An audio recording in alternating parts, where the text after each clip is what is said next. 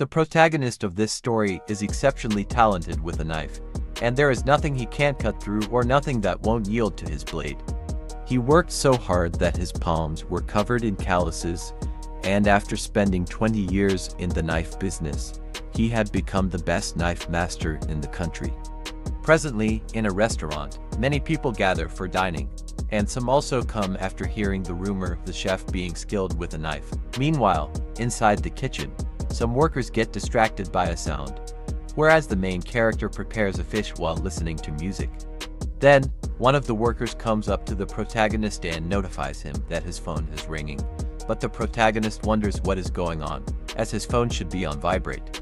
After looking at his phone, he sees that he got a ton of notifications from a game that he already deleted before and wonders if it is broken. Later, one of the helpers enters the kitchen, informing him that they have customers waiting. However, the protagonist orders him to tell them they don't have it, adding that it's obvious he is not telling the truth. Afterward, a shady-looking guy with his bodyguards enters the kitchen, and addressing the protagonist as Kim, he mentions that he came because he thinks it's time for him to give him an answer. Moreover, he believes he gave him enough time to think it over, and for someone who handles the same things every day, this shouldn't be too difficult. Also, he opens a suitcase full of cash, saying that in situations like this, it's the one asking the favor who should make a gesture first and that he will pay him 3 billion won as an advance payment as long as the job is done properly. However, Kim menacingly slices up a fish into pieces and tells the shady-looking man that this is a kitchen where cleanliness is their top priority and someone as dirty as him has no place here. Therefore, he requests that they leave. Witnessing that, the shady-looking man praises him, saying he is not someone who should be slicing fish in a place like this, so he should come to their side. However, Kim menacingly grabs his knife, at which the shady-looking guys become terrified. Then, the man leaves the kitchen, asking if he honestly thinks he is going to give up that easily and that he will be back soon enough.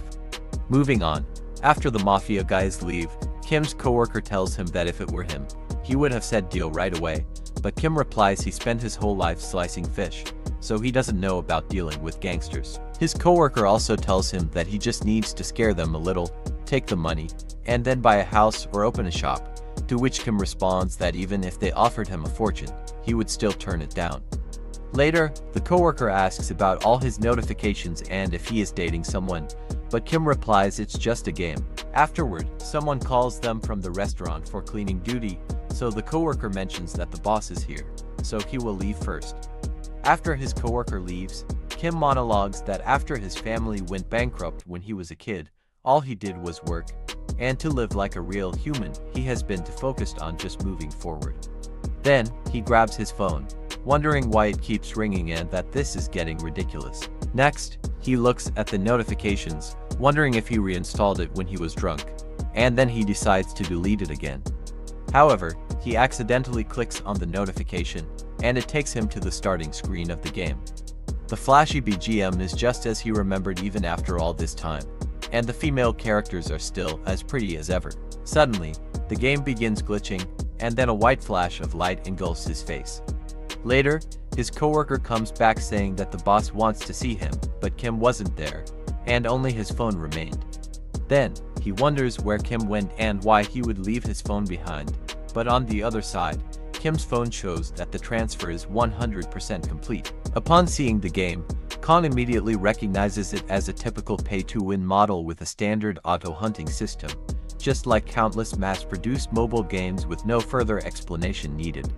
He originally played the game because he was captivated by the appearance of the female characters and got drawn into it. Now, he finds it ironic that after spending a fortune and playing through multiple cycles, he's neither a playable character nor an NPC, but he's become a background character whose whereabouts are completely unknown. Kong has possessed this character, and in this new world, his name is Kong Jioma. While walking toward the station, he accidentally bumps into a woman, and they both apologize. He notices that the setting of Miracle Blessing M resembles Korea as the names, locations, and geography are only slightly altered, with a few minor character variations. Thanks to this, he was able to adapt quickly. A whole year passed, and now he's living as a teenager, unsure whether this is real or just part of the game. For him, It's a life he can't fully enjoy, much like his previous one until that fateful day arrived. Returning from school, his parents proudly address him as the great swordmaster Kong, calling him their pride. Then, they flash his acceptance letter, and, embarrassed by it, Kong asks them to put it away, but his parents, beaming with pride, say they've raised him well and can't stop feeling proud every time they look at the letter. As he starts sweating, they remind him that the entrance ceremony is tomorrow and ask if he's packed everything. Pushed by their excitement, he begins packing, realizing that his modest dream of living a normal life has been shattered once again, but with everyone being so happy, he can't refuse. He had tried to avoid the ceremony several times but couldn't, leaving him already exhausted. While packing, Kong stumbles upon a family photo and wonders how the Kong he possessed managed to get accepted into such a prestigious school. He recalls how things unfolded and remembers his parents telling him that last year, he manifested divine powers and took the entrance exam immediately. Then, looking at the admission papers, it dawns on him that his character is a genius. Afterward, he narrates that divine powers are special abilities similar to skills in a game, but not everyone possesses them. These powers typically manifest through genetics, and based on whether one has divine power, society is divided into 3 classes: the privileged, the commoners, and the poor. Hoken Academy, where Kong was admitted, was originally founded to preserve the power of the elite. Though it was established under the guise of a hero's civilization, today, it serves as an exclusive school for upper-class families. Recently, however, a system known as special admission was introduced for non-hero families, and the character Kong possesses was admitted as one of these special students. He also understands that heroes are essential because of the threat posed by the Demon King. Yet, despite all this, he knows this isn't reality, it's just a training ground preparing students for war. Just then, Kong speaks aloud, saying divine power, and a status window appears. Still unfamiliar with it, he sees the divine power he's unlocked and notices a skill called Painlessness, which has a 12-hour cooldown, so he scoffs, calling it nonsense. Then, his attention shifts to the divine power granted to him upon possessing Kong, the blessing of the sword god, and with such power, he assumes no one will dare challenge him. It's a divine ability he's never encountered in the game before, and the name contrasts sharply with its overly simple effect which allows him to slash anything he cuts, but he finds it absurd to label such an obvious trait as a divine power. What feels even more out of place is the activation condition, as his sword must be exactly 30 centimeters in length and less than 5 centimeters in width. He realizes it's the precise size of a sashimi knife, leaving him completely baffled. As the absurdity of it all sinks in, Kong concludes once again that life rarely goes the way he expects. Then, he lets out a sigh and double-checks his packing and realizes he forgot his equipment. Kong knows that even the lowest grade E-rank equipment costs tens of millions, while average C-rank gear costs hundreds of millions, so A and S-rank items must be treasures in themselves. He understands that the tuition alone is exorbitant, and he doesn't want to spend more money on something he's being forced into. However, since the academy requires equipment, he has to bring something or risk making a bad impression on his first day. With that in mind, he decides to head to Daikso to purchase a weapon. His thoughts are interrupted by a memory of his first master, who insisted on using a Japanese sashimi knife worth over 100 million. Suddenly, Kong finds himself thinking about that old man again, recalling his words, "A true master never blames their equipment." The next day, dressed in his uniform and entering the academy, someone questions whether the equipment he's carrying really belongs to him, as during the entrance ceremony and the equipment inspection, he pulled out the sashimi knife as his weapon. Every year, the upper-class students play pranks to assert dominance from the start, and the instructor inspecting him asks if Kong thinks the academy is a joke, seriously questioning his decision to use a kitchen knife for the class placement test. To that, Kong simply replies that it's his weapon, at which the bald instructor becomes speechless. Before he can burst into anger, Kong clarifies that he's a special admission student from a modest family and the tuition alone was already a huge burden on his parents, so he couldn't justify adding the cost of an expensive weapon on top of that.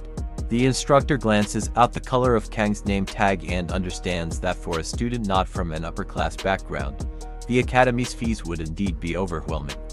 He feels it would be wrong for an institution supposedly promoting equal education to push away such a sincere student. Kong adds one more thing: blaming equipment is something only amateurs do. A master never blames their tools. The instructor finds it odd for a teenage boy to say something so profound, yet it feels as though he's already reached some kind of pinnacle in life. The weight of his eloquent words and his unyielding spirit convince the instructor that this boy is the GOAT.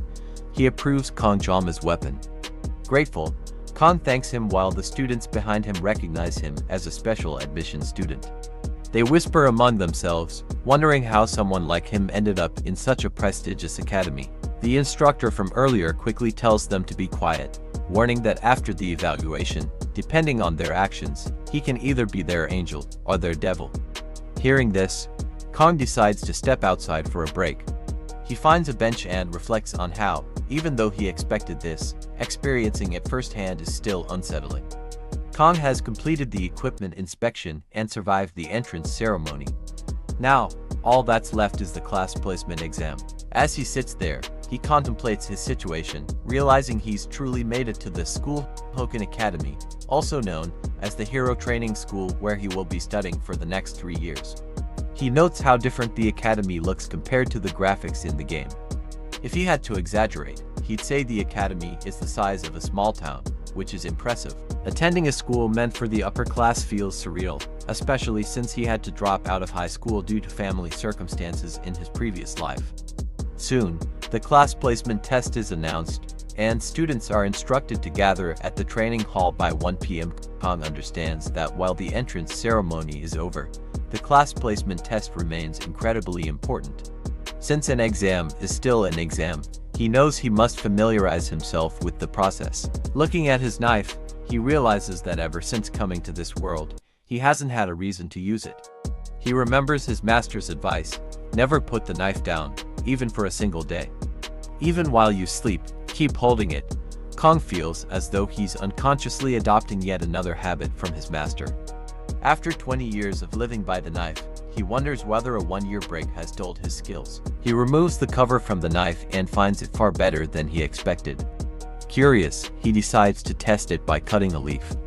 Suddenly, the system alerts him that the weapon has met the activation conditions, and the blessing of the sword god is activated.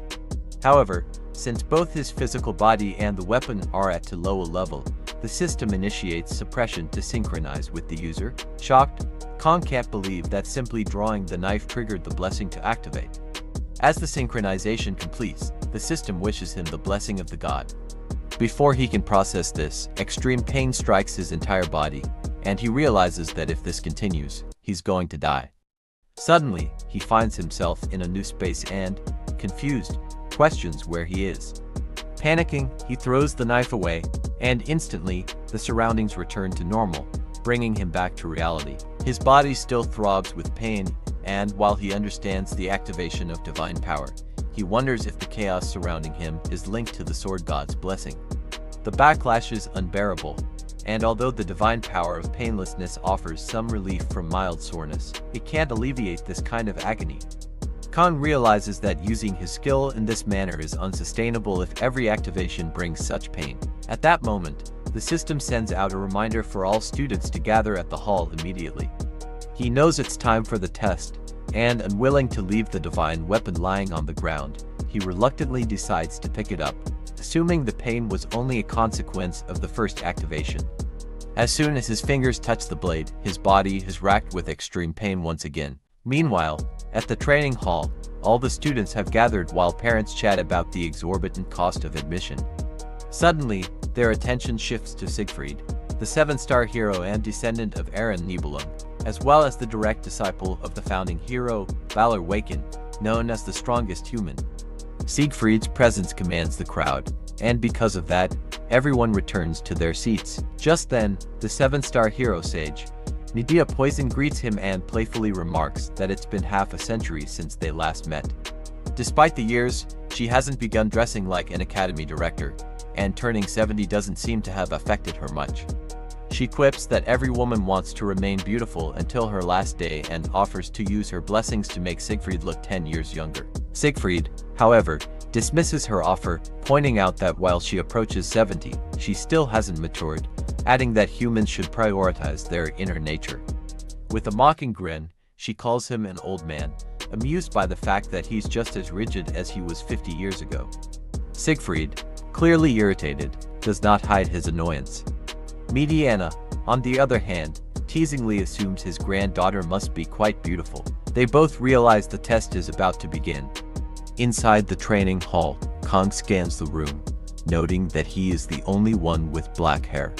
Someone mutters if he is the black-haired foreigner, as the earlier chatter echoes in Kang's mind.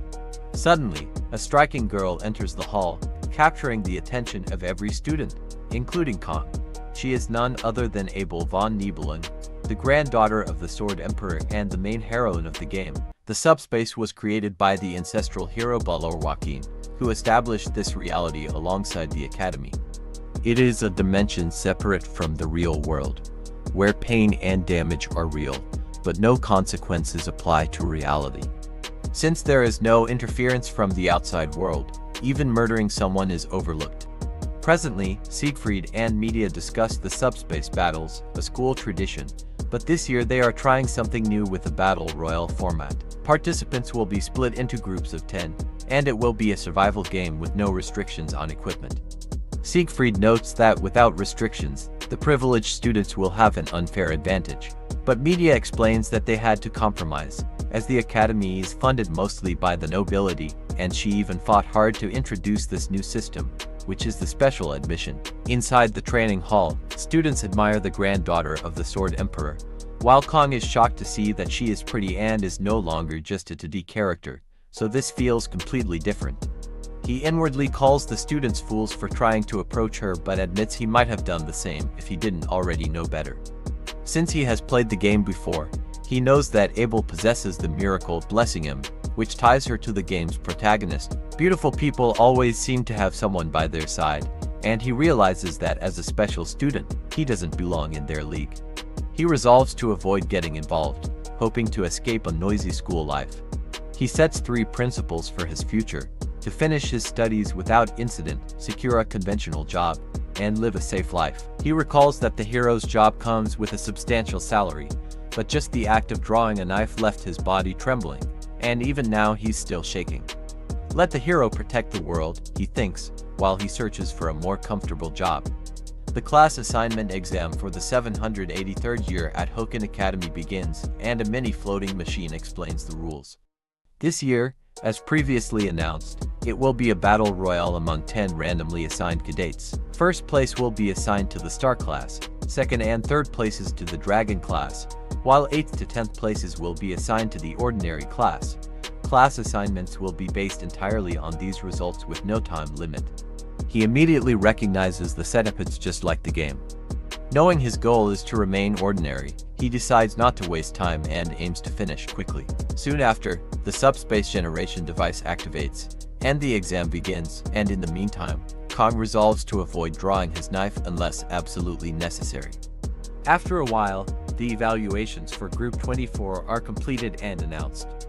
Moments later, Group 47's evaluation is completed as well. While observing the results, Media mentions to Siegfried that his granddaughter, with the bloodline of Chong Seung and Joel Gung, is sure to achieve significant results, and she notes that a time of 7 minutes and 14 seconds is incredibly fast.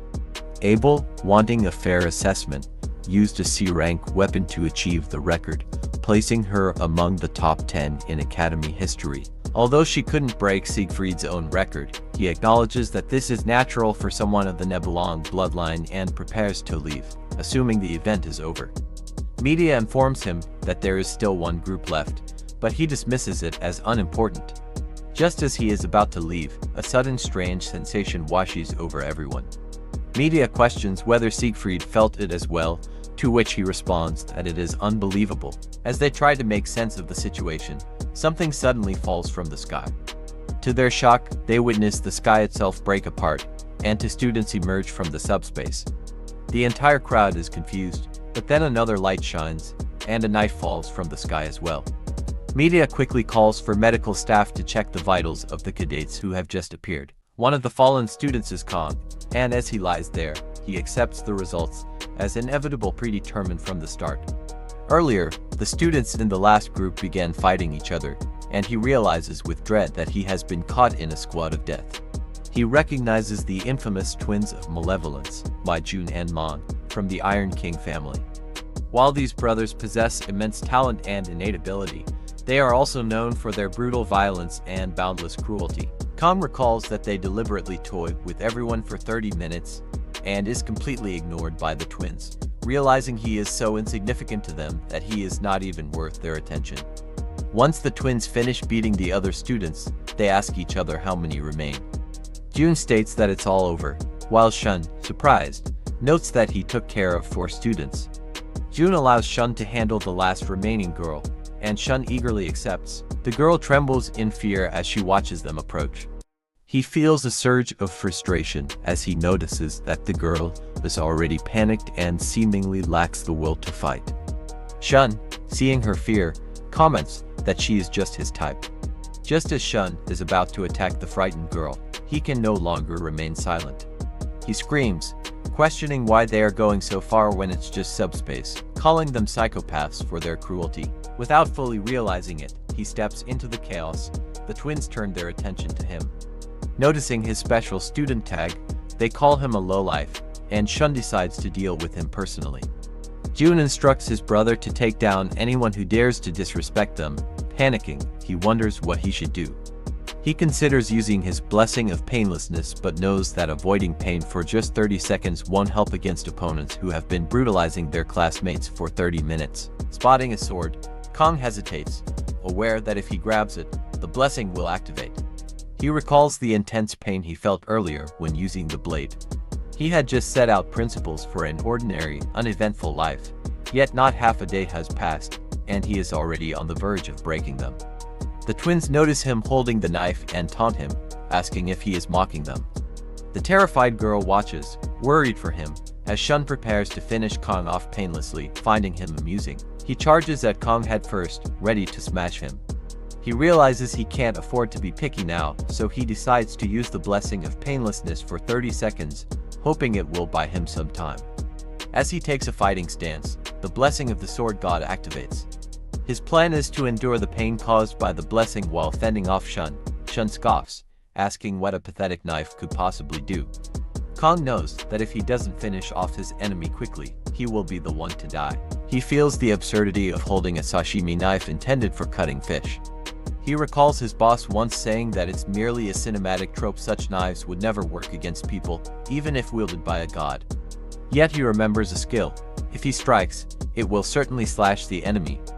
As Shun closes in, Kang swiftly slashes with the knife, injuring the bully's arm in one decisive strike. The battle concludes in an instant. Once, the president had been asked why gangsters ate sashimi, and the chef had barely managed to dodge a knife that had been thrown at him. The very sharp knife embedded itself in the wall, much to the chef's fear and horror as he realized that the president was utilizing it. In response, the old dude said that he had instructed him to call him master, and he asked the young nonchalant chef why he even cared about that. His first mentor had been an ex-gangster, and he had hacked off one of his own wrists as a kind of atonement to make people happy with a knife, found at a sushi restaurant, and had demonstrated great capabilities.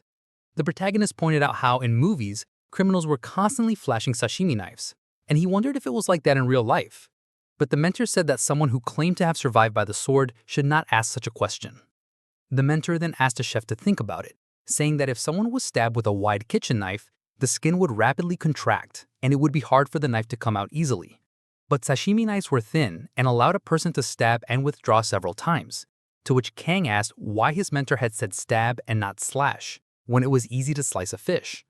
However, the mentor yelled and said that the fish were sliced since they were already lying down, standing, and that a person could not even cut a loaf of bread in one go. But the MC was still adamant and said that even after watching cartoons, a slash made everything go away, and he complained that his boss just lacked talent. Hearing that, the old ex-gangster pounded the protagonist's head in anger, saying that his old boss had been his mentor, adding that even if the god of knives appeared, it would not work. However, the fair-haired twin stared in speechless shock, as his arm disconnected from his body and gaped as his hand went flying away. Even his brother and the girl who had been rescued were speechless. Then the dismembered arm hit the ground, and the fair-haired twin screamed his agony. He cried and cursed and writhed in many languages, and he grabbed his arm and cried out for his brother. Tears gathered in the brute's eyes, for he was in so much pain. The boy kept crying and sobbing about the pain, and the MC stepped forward. The fair-haired twin panicked and told our dude not to get any closer as he fell on his ass and waves his arm around in fear. Despite that, Kang advanced and the coward turned behind him, shouting out for anyone who could help him with tears in his eyes. His twin brother was so shocked by what had happened, and the fair-haired twin called out to his brother, stretching out his hand and begging for assistance. He cried and cursed the MC hard, and he shouted, asking his brother to hurry and help him. However, before he could reach his twin, there came another deadly slice right trough his face, and the fair-haired twin lost his head right in front of his brother, who was still very dumbfounded. There was a large splash of red as the fair-haired twin lost his head and his body hit the ground with a thud. The dark-haired twin began to sweat with a mix of fear and horror. He stared at the blown white eyes of his sibling as his head lay gruesomely on the floor. After becoming aware of the reality, he yelled out his brother's name in horror. While he screamed, Kang caught his breath, holding his sashimi knife, whereas the redhead girl was baffled at the protagonist's skill. The dark-haired twin, on the other hand, made himself calm down, because this was the void space and nothing that happened there could affect reality, so there was no way that his brother had died by the knife. Even so, the dark-haired guy had no information on Kang, who had just attacked them, and he was not sure what that attack was, but it felt like someone was clumsily using a knife for the first time on a human. Also, he noticed the MC breathing heavily and trembling, so he reasoned that it could be a coincidence, but he was sure he just needed to be careful when facing the knife. He understands that his twin's loss had been caused because he had been too irresponsible as he grabs the weapon dropped by his brother. He then attaches it to his left arm, yelling that his weapon displayed its true might when used with two hands. Immediately after, he used the blessing of resolution, defense, and amplification, blessing of intervention, increasing his jumping ability by 200%, and the spiritual blessing, increasing his fist power. After that, he grinned wickedly as he told the MC that he had successfully activated a manifestation that had 3 benefits simultaneously, adding that these were rank benefits that even the gods could not imagine. The dark-haired twin grinned and said that he did not know where Kang had gotten his magical cutting knife, but even an S-rank weapon could not pierce his new fist of power. Meanwhile, the main character was silently counting down from 23, indicating the remaining time his painless blessing had left. The dark-haired twin yelled that the MC had been standing about like an idiot before a few moments ago as he launched at his opponent, with a wicked punch shouting a question on whether he was mumbling about his will or something. The dark-haired twin grinned maliciously as he decided to just smash Gyo-ma's head while his back was turned, and his body thrummed with energy as he prepared to release his punch. However, the scene cuts to Kang counting down from 7 to 6 to 5, and the dark-haired twin was confused. Somehow, the twin found himself falling to the ground with multiple sashimi knives piercing his body, and his right hand was lying under his foot. He forcefully opened his eyes and saw his opponent was still standing above him with his knife, his eyes glowing as he continued his scary countdown. After Kang finally reached 1, his body began to tremble. The dark-haired twin could not keep his eyes open any longer, and he closed his eyes, thinking of the word black. Meanwhile, Kang's countdown had finally reached 0, and the status window informed him that the effect of the blessing of immunity had come to an end. He then cried out in agony as the strength of his own power overtook his body. When the main character managed to open his eyes again, he blinks blurrily at a sight that he cannot recognize. He stares ahead in confusion as he had woken in soft sheets, and he wonders if he's in a hospital. He manages to sit up with a small groan, and someone opens the door nonchalantly.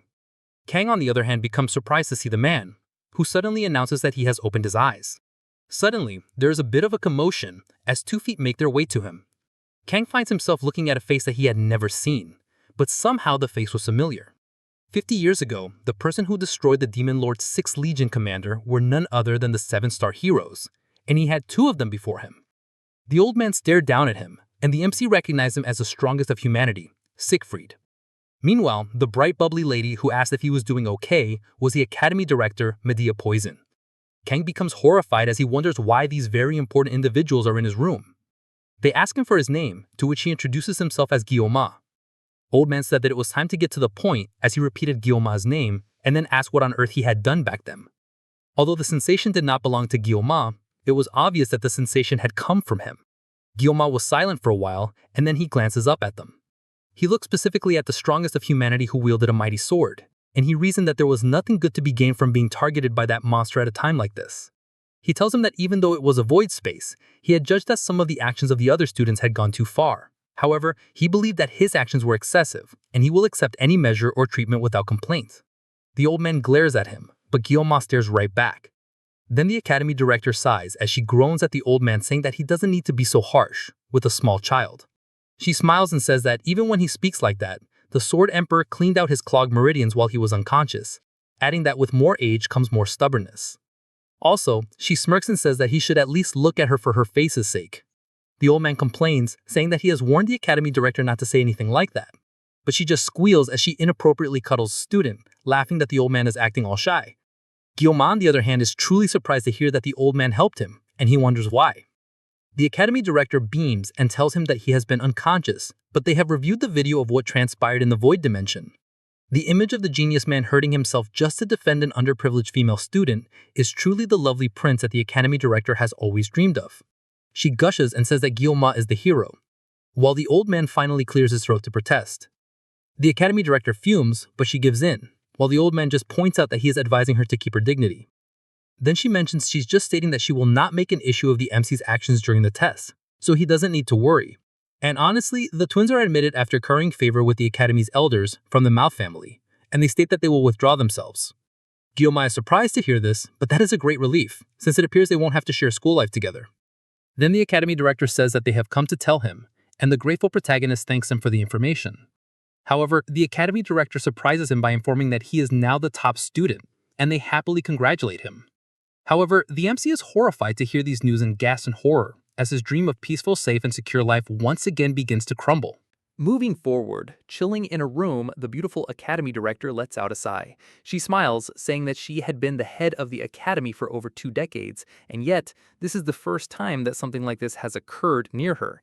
The position as the top student was instantly rejected, much to the shock of Miss Poison and the old Sword Emperor.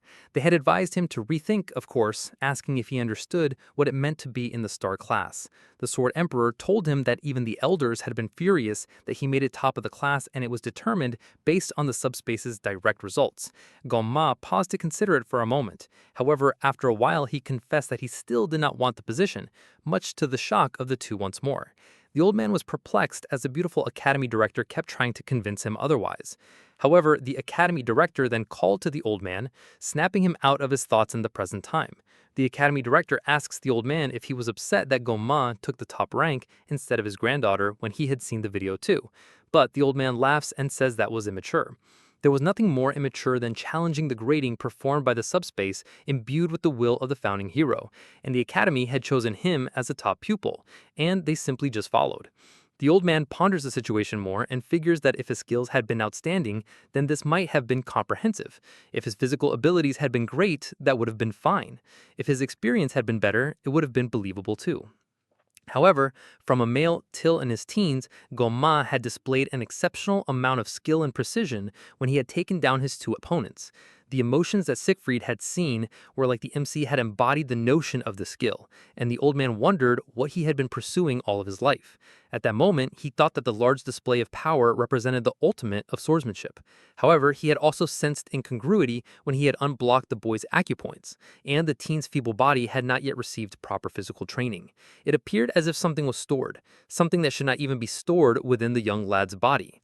The old man cites his deep thinking, knowing that at this age he is still quite competitive, especially towards a boy of the same age as his beloved granddaughter. The academy director was still talking, and she mentions how the MC was also quite attractive, and the way he killed opponents to save a woman in danger was extremely astounding. She then grins and asks the old man what he is thinking about. The old man was silent, and then he pondered on what college students nowadays named women like her. She was curious, and then she smiled and told him to go ahead and to open that fancy smart mouth of his, asking what people called ladies like her, and he set a cup down. A blush came to her face, and the old man began to speak some very dangerous-sounding words that sounded like the word used to refer to a female dog. The academy director becomes furious, and the drink within the cup begins to rumble. Meanwhile, Gonma climbs up some stairs to a building with brown walls and brown staircases. He sees the signboard for the wolf class and thinks how it was a final compromise. He had expressed his desire to be in the tiger class, but the headmaster had insisted that the top student could not be in the tiger class, and Gonma had argued that the top student should be able to be a tiger at a school that valued fairness.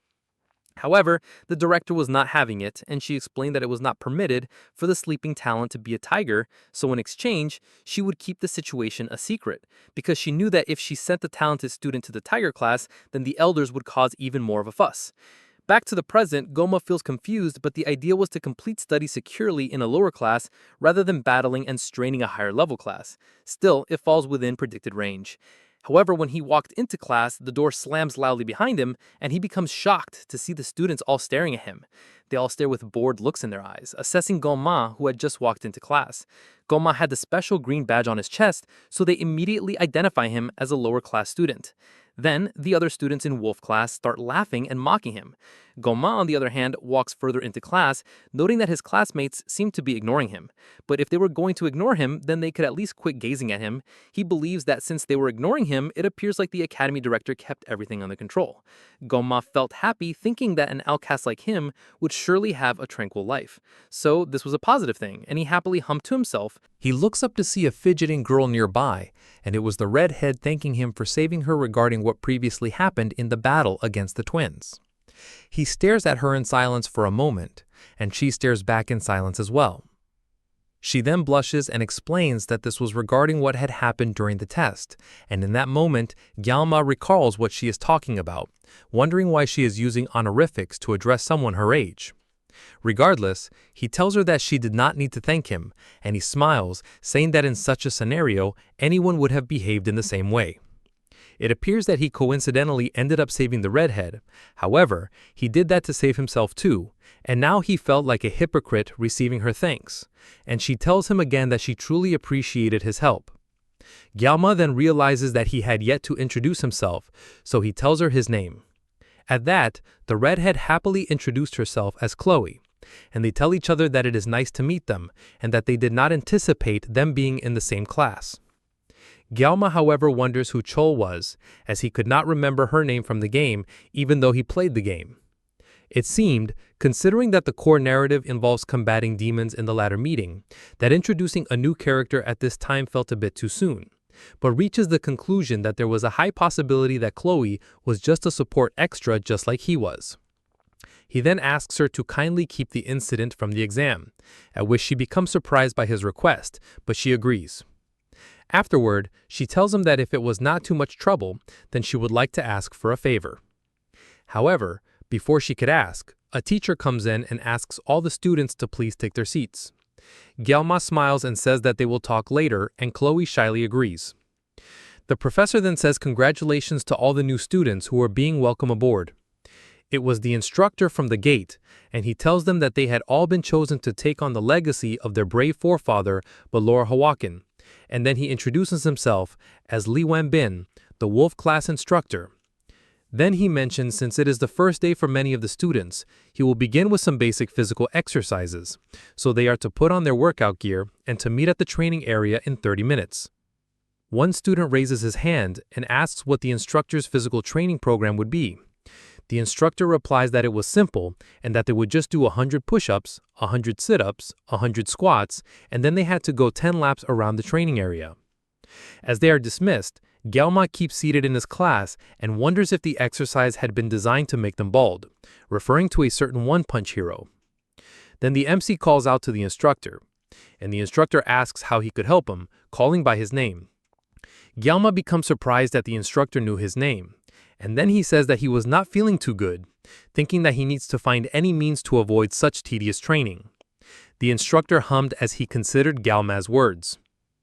Then the instructor replies that with a superb student like him, this routine is unlikely to make him even break a sweat, and that he should have gained instruction in the star class on his first day, adding that the academy director had specifically instructed him to look out for her top star student and that he should attend classes from all the different levels.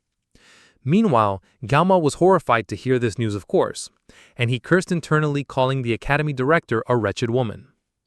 He then tells the instructor that on second thought, it felt like he needed to use the toilet immediately, and given he was already feeling stiff, it was pretty coincidental that the teacher's instruction was so well timed.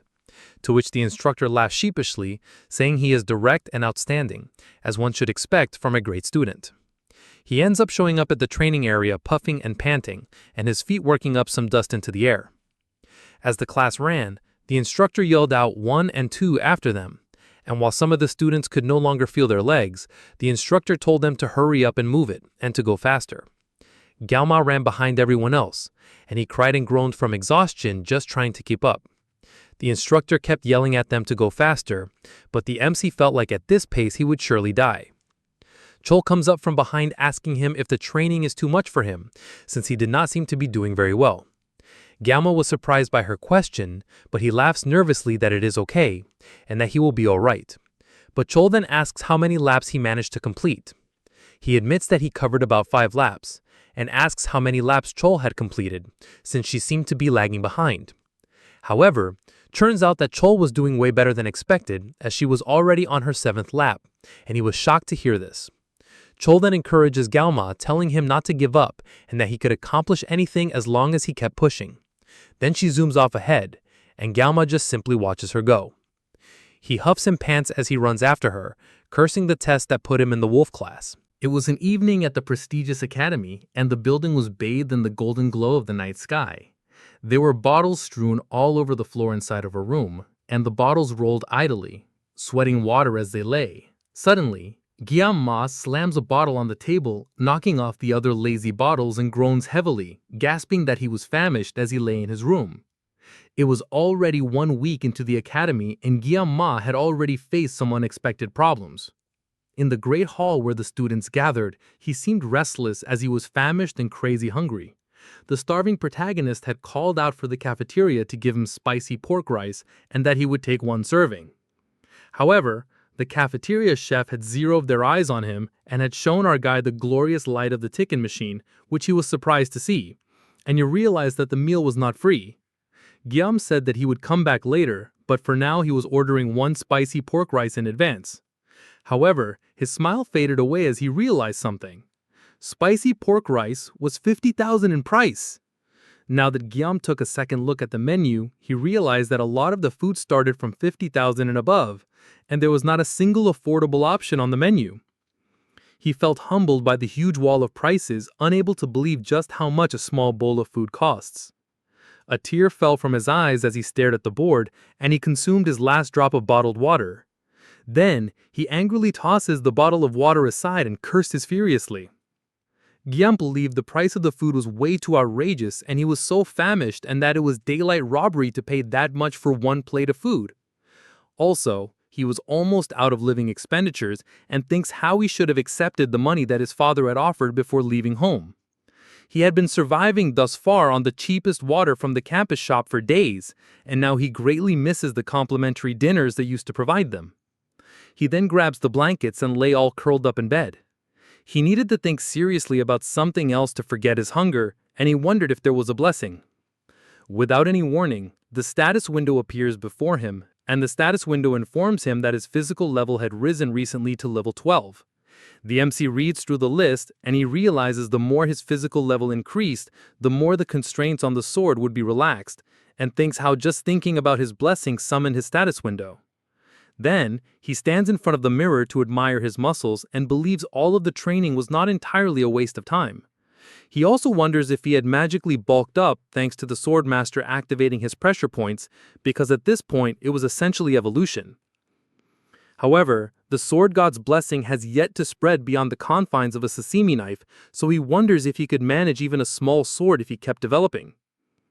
Then, he glances at his small sashimi knives, and he vividly recalls being afraid of holding a sword before the admission ceremony. But now, when he is not carrying a sword, his hands itches, and he wonders if this was also a result of the blessing. He then rubs his head and wonders why he is suddenly feeling so proud. But in that moment he turns when he hears a noise behind him, and he asks who it was. The MC opens the door to his room and finds Chloe standing outside the door. The flustered girl tells him to excuse her and apologizes, asking if she was interrupting him on his break. He was surprised to see Chloe outside his bedroom door, but he smiles and says that she did not interrupt anything since he had simply been lying down, and then he asks why she's there. She makes a worried face, saying that she noticed that Gyoma had not been to the university cafeteria that week and asked if he had been feeling unwell. In reply, he just laughs, saying that he normally does not consume meals prepared by others, but in truth, he truly enjoyed meals cooked by others and he was starving. She becomes surprised by his words and he assures Chloe not to worry about him. Then Chloe says that if it was fine with him, then she was thinking of getting some things from the campus shop and having supper together. However, the protagonist quickly agrees, suddenly all dressed up, much to her surprise, and he asked if she was suggesting that they eat supper together. Then he smilingly says that he is genuinely decent at cooking, so he would manage that aspect, whereas Chloe races after him, shocked by his behavior. Later that night, the two have a very hearty meal, and the little shy girl gasps in shock, saying that the meal was so delicious, while Guillaume says that he is delighted to hear that. She adds that it was not even something that a person just threw together, but it was really quick. She also admits that she had only ever cooked fish before, so she did not anticipate anything like this.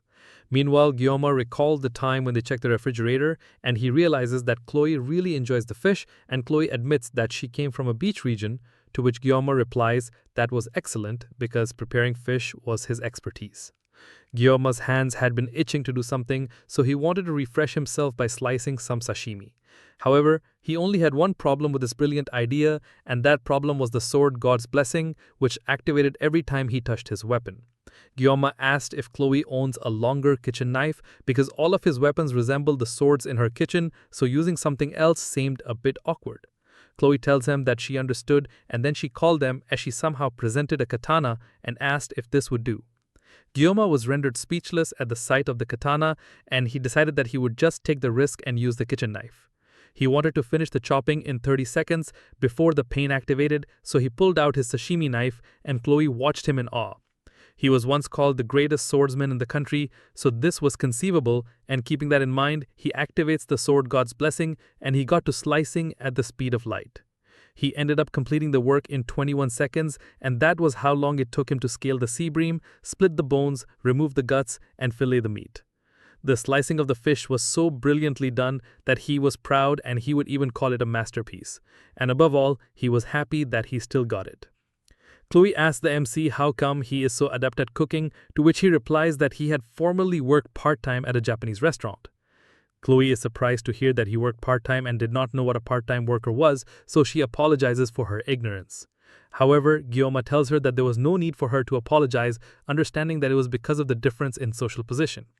Anyway, he tells her that he's happy to hear that she loved the lunch and it made him very pleased. Chloe becomes overjoyed that Guillaume cooked, so she offers to wash the dishes, and he says that he would leave it to her.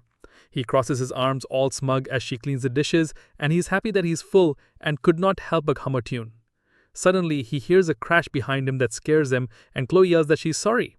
Then there were more loud accidents followed by more loud apologies from Chloe, and he laughs nervously as he realizes that she had probably never had to clean dishes before, and that is something he used to do that when he was her age in his past life. Suddenly, something catches his attention, and he notices a book flipping on Chloe's desk. Guillaume becomes curious and goes a little closer to see that it was a diary. The diary said that Chloe had received assistance from someone throughout the class placement test and that she would absolutely return the favor eventually. He thinks it is such a rounded, cute handwriting with stickers, and since he shamelessly picked up her diary, he considered putting it back in its proper place. After all, Chloe is simply a typical girl for her age. Suddenly, more diary pages flips, and the MC finds that Chloe had written more about the dude who had saved her, which was him, and about how her heart was pounding and she could not bring herself to talk to him. Seeing that, he thinks that she's so cute and realizes this is the reason Chloe could not talk to him. Then he sneakily thinks that he could keep reading the diary to see what else it said. Suddenly, the idiot then saw his name and then repeated pages and pages of Chloe's love declaration for him. He was absolutely stunned by what he had seen, and he stared at the pages in speechless shock. Then he hears a sound behind him, so he turns to see that Chloe gave up on doing the dishes, and she caught him going through her diary. Continuing on, we learn that the heroes in this world earned respect by defeating demonic beasts, and they increased their standing by gaining a global reputation. But within their stagnant ranks, certain factions abuse the weak in the name of authority. When the law is unable to punish them, one of the hero families takes the lead and prefers to work in the shadows, and they are known as Auditor of Sicily. They were a family that maintained order and carried out assassinations, working in the shadows to help the light. Those born within the Auditor family had mental retraining before reaching adolescence, and their emotions were restrained, and they underwent severe training. Little Chloe was one of those tiny auditors, and she often stared as others were trained under a strict master. She was brought before an exhausted bound man, and her eyes widened as she realized exactly what her master expected her to do. The little assassin shook with the sword in her hand as she approached the bound man who was beaten and tied to a log. Little auditors were formed into cold-blooded assassination machines, and the age at which the girl first soiled her palms with blood was 15. She was Chloe Auditor de Cecilia, and she was told not to underestimate her abilities as an assassin. She had heard those words long before she became completely conscious of herself, and she had accepted those words as a part of her. Dutifully, she would pull up her mask and engage in unrelenting training, distorting her nature and casting a gloomy shade deep within her heart as she was stained with the blood of her enemies. So by the time Chloe's identity had been worn down, leaving only traces of emotion, she had reached the age to enter the prestigious academy. The academy was, of course, Joaquin Academy, where the students were placed in classrooms according to their aptitude, and though each student's talent was at least at the level of a dragon or higher, the members of the auditor family who thrived in the shadows were assigned to the common class by their family's decree, as this was the agreement between the family and the academy. Chloe had been excited about starting her first day at an exciting new place, but she could not forget that she had been instructed to remain undetected. And nevertheless, even throughout their 3 years of childhood, the family eliminated every individual's liberty. Chloe accepted her fate as an assassin and did not protest, saying goodbye to her happy school life. Ultimately, nothing would alter her path. Or so she had believed until she had met a boy. She had been surprised on the day that Gemma had stood up for her. The gloomy protagonist had yelled and cursed at the bullies that tried to beat on her, and he had yelled for the monstrous twins to keep their hands off her. Even if death in the subspace battle royale was fake, it did not mean that there was no fear of experiencing death for the first time. But Chloe had been shocked when a boy appeared from hiding. Chloe had been prepared to quietly face death and her predestined fate, and she had long since given up on meaningless struggles, since she had been trained to do so and she had always acted in such a manner. Ultimately, nothing was supposed to alter her from her path, not even the sight of the ugly bully charging at the boy who tried to defend her, as it was her fate to be in the shadows like a proper little auditor. Of course, that was how Red had perceived it. It was as though the sun had broken through ominous clouds in a mind whipped by frigid gusts, and her eyes widened as a burning sensation swept through her. She witnessed for the first time a sword that was used voluntarily, a sword for self-defense. The lad before her brandished his sword in her honor, and then she recalled the children's fairy tale that she had read aloud under her pillow in secret. It was about a brave warrior with a sword, a story that told the tale of the imprisoned princess in a castle. The story had also told of the prince that had come to rescue the princess, and Chloe could only see the MC as a prince. He was the prince from the narrative, a figure that appeared to save the captured princess. Chloe's chest tangled and her cheeks became crimson as an unidentifiable vague feeling surged through her. She pondered as this was the love that she had always read about, and her hands rested on her cheeks as she watched the gluey protagonist in adoration. In the present day, Giamma was now looking very awkwardly at Chloe, not knowing how to respond to this very difficult situation that he had just found himself in. No matter how he looked at it, she had definitely seen him going through her diary, and she was furious about it with a dangerous aura surrounding her. He tries to nervously laugh it off. However, the awkward silence remains between the two of them and hung very heavily in the air. The idiot then knew that he had completely messed up and that he was in big trouble. He panics and wonders why everything went so wrong so fast. They had been having a great time just earlier, and the gloomy protagonist wondered if that had been the first time that he had taken the pure sentiment of a teenage girl, or if it was perhaps from the moment that he had foolishly followed her about because she was feeding him. He tries to play it casually, saying that the moon was very lovely that night. He continues to talk about how she had made him the tastiest supper that he had eaten in a long time that night, but Chloe remains silent. Then Giamma happily says that he will see her tomorrow and that he was heading out now. But Chloe suddenly asks if he had seen it. He decides to play dumb and ask what she meant by her question. However, she took off her soapy gloves and asks again if he had seen that. He then glances at the table and noticed something else on the table. He laughingly asked if she was talking about the reference book, adding that she had put so much effort into studying. But she darkly corrected him, saying that she meant the diary. Giamma wonders if the girl has eyes on the back of her head because how she had seen him checking it out, and now she was even abandoning the formal speech in favor of a more relaxed one. Chloe asks if she truly had not seen it, and Giamma insists that he really had not seen it. But after continual interrogation, he caved in, finally admitting to having seen it. Then the gloomy protagonist becomes alarmed when he sees Chloe slowly begin to unsheath her katana, and he was very confused. He had no idea why the heck she was suddenly pulling out her weapon, and he was not digging the surprise attack. He tries to look for an escape route, but it was difficult considering his location. He was on the 4th floor, so he would definitely shatter his body if he jumped from the window. There was only one way out, which was the door, but Chloe just happened to be blocking his path. Now the MC had a problem, and he was stuck in there for sure. He then hears Chloe ask what he was talking about since he had been mumbling to himself, and a chill went through him as she scraped the tip of her blade against the ground. Chloe walks menacingly towards Gamma, who watched her approach with a shiver as he realized that she was really coming for him. The idiot protagonist tried to gaslight himself, saying that perhaps the girl was not feeling very well, which is why she had suddenly turned menacing. However, he had some knowledge about how to handle this type of situation as he recognized the unmoving pupils and the eyes tinted a dark crimson. Yes, already it was very certain now that what he was up against was a yandere girl.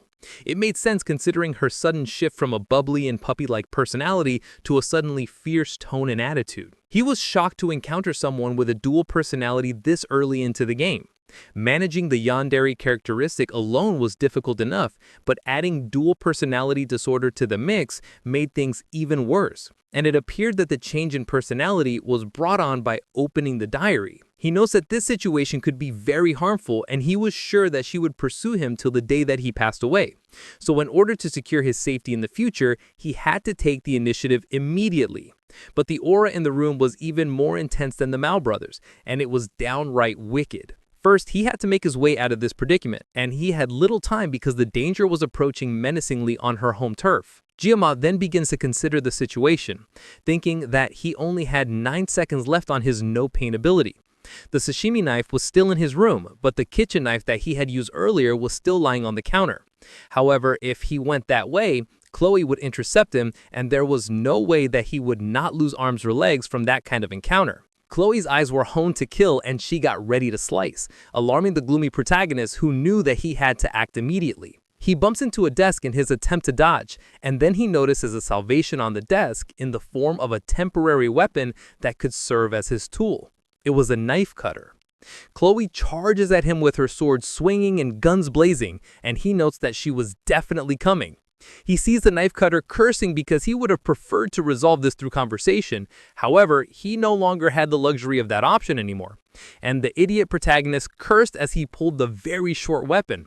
The status window opened, informing Giamma that it was exerting resourcefulness, which raised mental resilience, and that words and actions temporarily gained intimidation, and that it was initiating adjustment to suit the user with restraint. The blessing of the Sword of God was then activated, and the protagonist sliced with a small box cutter. As the MC prepared to battle, the same wish came up that the blessing of the Sword God be with him as he battled.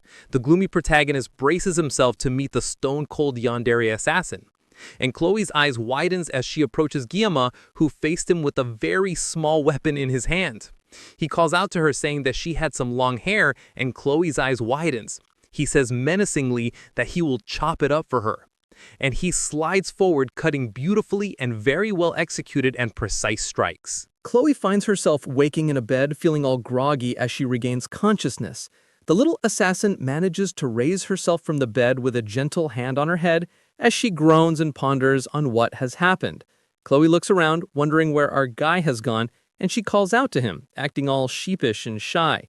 The last that Chloe recalls is him looking out the window while washing the dishes, and she remembers sneaking a look at his form and blushing about it. Then she gasps and sweeps the sheets away as she recalls her katana. Naturally, she has to find that immediately, and she glances at the blade propped up by her bedside desk. Chloe is surprised but very relieved to find that her sword is still in place, as she often loses consciousness whenever she holds a katana, so this is normal. Suddenly, Chloe hears the voice of her grandfather in her head, telling her that she has done a good job. Then, Chloe panics internally as she tries to recall what has happened and why she is recalling such a thing. But her inner voice tells her not to worry about it. She only recalls that she has been told not to deny her talents as an assassin. Then, Chloe glances at her blade again as she tries to put two and two together. The girl is a little baffled. Then she leaps into the bed, burying her face in the pillow as she gasps and calls herself a fool and an idiot. Chloe suddenly recalls everything and is mortified that she fainted at that moment. The assassin's thoughts instantly fly to our guy, and she panics internally, calling his name over and over again as she blushes hard. Chloe flushes as she wonders if she has said something wrong when she lost her memory. Then Chloe glances to the side and sees a little object on the floor of her bedroom. Chloe is surprised to see a utility knife on the floor, and she picks it up in confusion. Suddenly, Chloe realizes that her hair does look a little shorter, and she wonders why that is. So the assassin wonders if he has used a utility knife to cut her hair, and it looks like he even cleaned it up before he left and neatly disposed of the hair in the trash. Chloe blushes, thinking that Gemma is really just too kind, and she gushes over him. She decides that she just has to write this down in her journal before she forgets. So Chloe gets out a pen and goes straight to her journal, happily jotting away. She documents exactly what she wants in the simple words that declare her love for our guy. Meanwhile, the boy in question is leaning on a tree and groaning in a forest. He also spits out a rainbow of barf from having overexerted himself. Somehow, the MC manages to get through the situation, but the effect of the painless blessing quickly ends, and the gloomy protagonist is temporarily in agony. He barely manages to get past the first 5 seconds of the 9-second mark, and he still feels like this. He groans as his body goes through various levels of jelly belly, and he worries that he will end up throwing up everything that he had for dinner, which is not good since he worked hard to get that dinner. Finally, our guy collapses on a bench from exhaustion. He does indeed end up throwing up everything, and now he is severely hungry. As the MC stares up at the night sky, he thinks of Chloe, and he has no idea who she is. Her swordsmanship is exceptional, the kind that involves cutting off the opponent's life with a single strike, or at least subduing them. However, the way Chloe wields her sword, she persistently aims for her vital spots. It is as if her technique specializes in assassination. If Chloe had caught him off guard, he would have certainly lost his head in her room. Feeling that his life is being threatened, the protagonist instinctively aims for her neck, slicing a hard slash toward her vital area. Fortunately, the knife is too short, and he only manages to cut her hair. Our guy manages to clean up the mess, so he hopes that there will be no problems later on. He is glad that nothing serious happens, and keeping things on the peaceful and safe side is not as simple as it looks. Apparently, being ordinary is the hardest thing, but this is far beyond that. To be honest, when Gima first gets thrown into this disgraceful game, it is not that he doesn't have ambition. Utilizing only a sashimi knife, having reached the zenith, it is not an easy decision for him to give up on a man's romantic dreams. All people, nevertheless, have a part to perform. Miracle's blessing is the name of the game, and a special favor from this world's protagonist, whom our guy has not yet met. In addition to the benediction of Valor Join, the legendary hero, it is one of the 2 legendary blessings in the game. As he recalls, the blessing's contents are somewhat similar, and they just have to save the world from the dangers of the Demon King. The true protagonist is a legendary sword whose name translates to wound, and it gives the user incredible skills, yet the sword is known to pick its own master. On the other hand, the MC can only use the sashimi knife, so he has no reason to explain further on how his skills can never grow in that direction. He slaps his cheeks and decides to pull himself together. Ever since he lands in the game, he has to remind himself that none of the characters or the things that happen here are real. He even forgot his goals. He understands all that. But come to think of it, there has to be at least a single ordinary person in this world. The MC stops trying to figure out who the true protagonist game players are. But at least he knows how to get his way around the game. It has been a week since he started studying at the academy, And based on the storyline, it should be around that time that the true protagonist just manifests the divine blessing and is now late for the registration process. Now, the game story is really progressing, and he knows the general plot, but he has not seen the ending. Our guy regrets that he stopped playing at some point, and of course, understanding the official plot halfway through is definitely a plus. No matter what happens, he will follow the official plot, and if he lets himself get carried away, he will lose even the few advantages that he has to live his quiet and happy life. If Gemma remembers correctly, the story will take a dark turn starting from the second semester of the third year. The demonic tribe who notices the birth of the hero is led by the core commander and joins forces and takes action, threatening the academy and the hero as well. The scale of the conflict grows, and eventually a world war between demons and humans begins with the hero in the middle. As a result of this, the game storyline evolves in the genre cliché, and he recalls being irritated by the abrupt turn in the story back when he still played the game. Gemma seeks out the delightful aspects of teenage life that he never had the opportunity to experience. He is shocked about the weird turn and wonders if all the characters are going to die like this, and the situation appears to be deteriorating. So he deletes the game back then. However, what gives him the creeps is that this horrific war happens in the world that he is now stuck in. A war sounds like the pits, and he can't help but fear that he will perish in the war if it starts. However, the MC rejects that fate. There are still about 3 years remaining before the war starts, so he needs a realistic goal instead of a fantasy escape. Gemma refuses to accept his death in silence, so he resolves to get stronger and survive, since most mass-produced game storylines have a happy conclusion. He believes that the protagonist will save the world nonetheless, so all he needs to do is gather the strength to defend himself. He can't live with a fate that is as fragile as a fly, where he may perish at any time amid the war. So the gloomy protagonist is going to train himself to survive as discreetly as possible. If he stands out too much, he will end up summoned to confront evil forces, and such situations should be avoided at all costs. Furthermore, it seems necessary to restrain the use of his blessing of the sword god. Gemma always uses the sashimi knife out of necessity, but the stress on his body is excessive and it's starting to wear him out. With the protection of the sword, he would be able to cut him in one strike. He pulls up his status window to look through the perks of his ability once again, and he finds that a few of the unlock conditions have not yet been met. However, Gemma says that the performance seems to be solid. Then he rubs his chin and wonders why there is so much new content. The gloomy protagonist can now see the possibility of growing his body, mind, and even his equipment. The numbers currently seem to be a level concept. Then he looks closer and sees something called assimilation rate, but he has no idea what that is, nor why it is rated at 1.5%. Then he randomly clicks on the status board and is shocked when a pop-up comes up and tells him that the conditions have not yet been met. So the MC's access is blocked. Our guy is surprised, but he figures that isn't important right now. And another question arises about this mysterious gift that he has. The most important thing to him right now is physical training and the fact that he needs a new weapon. He can't rely on painless blessings for 30 seconds forever, and he needs to train in swordsmanship with a blade that doesn't satisfy the God of Sword requirements. Unfortunately, there will be a practical extermination training next month that will replace the midterm exams. The training reward for that exam is Muramasa, which is a B-grade weapon. Gemma figures that if he can handle that skillfully, then it will be enough for graduation. The specs don't meet the conditions for activating the God of Sword blessings, so it will not be a burden as a protagonist weapon. He sighs in relief and realizes there is more to do than he expected.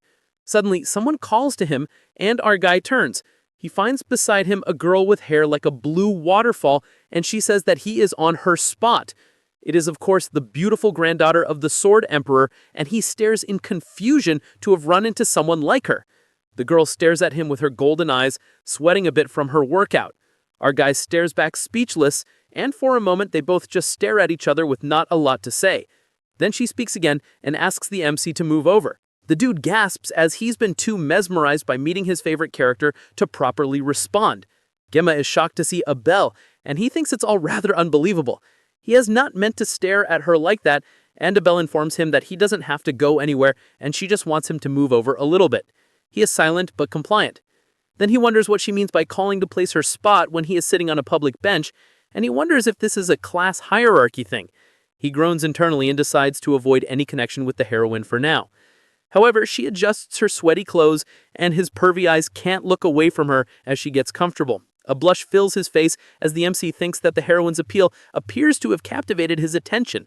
He thinks that she is so pretty, and she beams that she has found the finest place to watch the stars. Gemma is struck by Abel suddenly speaking, but at least now he understands what she means by saying her spot. He glances over at the girl who is only focused on the beautiful stars in the night sky. Gemma wonders if Abel is the granddaughter of the legendary swordsman that he knows. Even the handsome protagonist starts off as a rough guy. Then Abel suddenly asks the MC if his weapon is a sword. He is surprised and asks her how she knows. The genius noble explains that her grandfather has told her that swordsmen have varied expressions in their eyes. Gemma blushes at her intense gaze, and then suddenly, Abel offers her sword to him. Abel beams and asks him if he wants to test out her sword. The gloomy protagonist looks away and mumbles that it does not really thrill him. Abel pouts at our guy's rejection, and they are both awkwardly silent for it. He wonders why she is acting weird and wonders if she has hit her head or something. He is not used to this version of her, and he wonders if she is truly the same character that he knows. However, her eyes darken at his rejection, and she asks the gloomy protagonist if he even knows who she is.